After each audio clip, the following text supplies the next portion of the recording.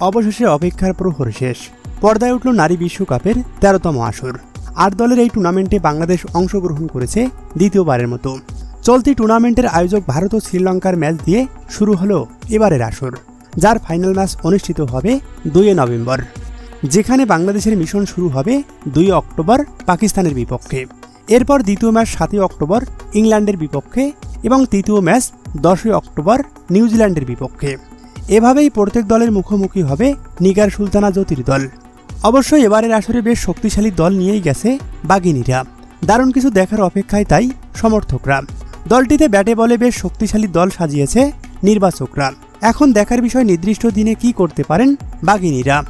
যদিও অনেকটা কনফিডেন্স ও স্বপ্ন নিয়ে বিশ্বকাপ খেলতে গেছে নারীরা, তবুও বিশ্বকাপে বেশ পরীক্ষাটাই দিতে হবে বলে মনে করেছেন ক্রিকেট বিশ্লেষকরা।